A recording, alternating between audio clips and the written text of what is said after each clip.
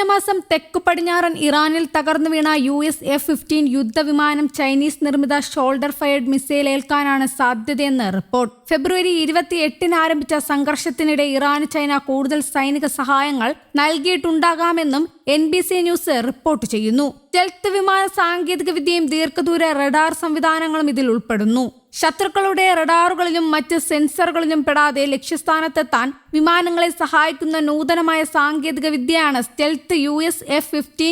ഈ strike eagle പോലുള്ള അത്യാധുനിക യുദ്ധവിമാനങ്ങളെ ട്രാക്ക് ചെയ്യാനുള്ള ഇറാന്റെ കഴിവ് വർദ്ധിപ്പിക്കാൻ ഈ ഉപകരണങ്ങൾ സഹായിച്ചിട്ടുണ്ടാകാമെന്ന് US ഉദ്യോഗസ്ഥർ വിലയിരുത്തുന്നു. ഇത് മാൻപേഡ്സ് വിഭാഗത്തിൽപ്പെട്ട മിസൈലാണെന്ന് പ്രസിഡന്റ് ഡൊണാൾഡ് ട്രംപ് നേരത്തെ വ്യക്തമാക്കിയിരുന്നു. തോളിൽ വെച്ച് വിക്ഷേപിക്കാവുന്ന ഏകദേശം 7 അടി നീളവും 40 പൗണ്ട് ഭാരവുമുള്ള ചെറിയ മിസൈലുകളാണിവ.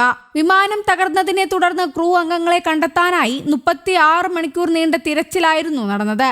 വിമാനം എങ്ങനെയാണ് തകർന്നതെന്ന് US അധികൃതർ ഇപ്പോഴും അന്വേഷിച്ചു വരികയാണ്. പതിറ്റാണ്ടുകൾക്കിടെ ശത്രുക്കളുടെ ആക്രമണത്തിൽ US യുദ്ധവിമാനം തകർന്ന ആദ്യത്തെ സംഭവമായിരിക്കാം ഇതെന്നാണ് വിലയിരുത്തൽ. വിമാനത്തിലുണ്ടായിരുന്ന 2 ജീവനക്കാരും സുരക്ഷിതമായി പുറത്തു കടന്നിരുന്നു. പൈലറ്റിനെ 7 മണിക്കൂറിനുള്ളിൽ കണ്ടെത്തിയെങ്കിലും വെപ്പൺ സിസ്റ്റം ഓഫീസറെ കണ്ടെത്താൻ കൂടുതൽ സമയമെടുത്തു. ഇദ്ദേഹം ഇറാനിലെ സാഗ്രോസ് പർവ്വത നിരകളിൽ ഒളിച്ചിരിക്കുകയായിരുന്നു. 2 ദിവസത്തിന് ശേഷമാണ് ഇദ്ദേഹത്തെ കണ്ടെത്താനായതെന്ന് പെന്റഗൺ വ്യക്തമാക്കി. ചൈന എപ്പോഴാണ് ഇത്തരത്തിൽ സൈനിക ഉപകരണങ്ങൾ കൈമാറിയതെന്ന് ഇതുവരെ വ്യക്തമായിട്ടില്ല.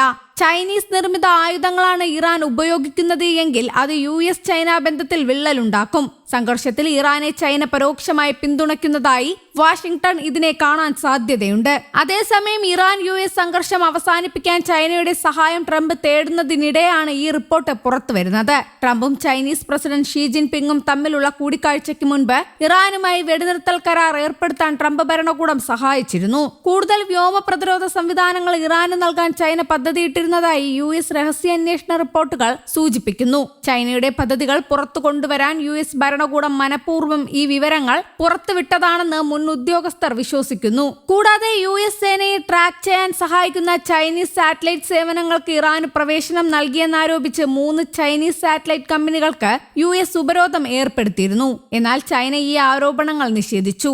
ഇറാന് ആയുധങ്ങൾ നൽകുന്നില്ലെന്ന് പ്രസിഡന്റ് ഷീ തനിക്ക് ഉറപ്പ് നൽകിയതായി ഈ മാസം ആദ്യം ട്രംപ് ഫോക്കസ് ന്യൂസിനോട് പറഞ്ഞിരുന്നു. അതേസമയം അമേരിക്കൻ ഇസ്രായേൽ വ്യോമാക്രമണങ്ങളിൽ തകർന്ന ഭൂഗർഭ മിസൈൽ താവളങ്ങളിൽ ഭൂരിഭാഗവും പുനഃസ്ഥാപിച്ച് ഇറാൻ. ആക്രമണത്തിൽ തകർന്ന 69 തുരങ്ക കവാടങ്ങളിൽ 50 എണ്ണവും ഇറാൻ ഇതിനകം തന്നെ ഗതാഗത യോഗ്യമാക്കി മാറ്റിയതായാണ് റിപ്പോർട്ട്. അന്താരാഷ്ട്ര മാധ്യമമായ CNN ഇക്കാര്യം വ്യക്തമാക്കുന്ന സാറ്റലൈറ്റ് ചിത്രങ്ങൾ പുറത്തുവിട്ടിട്ടുണ്ട്. രാജ്യത്തെ 18 ഭൂഗർഭ മിസൈൽ താവളങ്ങളിലായി തകർന്നുകിടന്ന 50 കവാടങ്ങളാണ് ഇറാൻ യുദ്ധകാലാടിസ്ഥാനത്തിൽ ശരിയാക്കിയെടുത്തത്.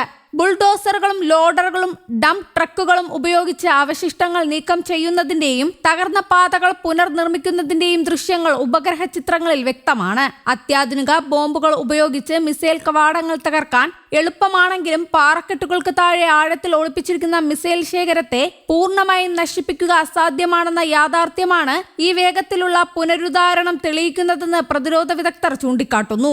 യുദ്ധകാലത്ത് ഇറാന്റെ മിസൈൽ വിക്ഷേപണ ശേഷി തടയുന്നതിനായി തുരങ്ക കവാടങ്ങളും റോഡുകളുമായിരുന്നു അമേരിക്കയും ഇസ്രായേലും പ്രധാനമായി ലക്ഷ്യമിട്ടിരുന്നത്. News desk Kerala Kaumudi.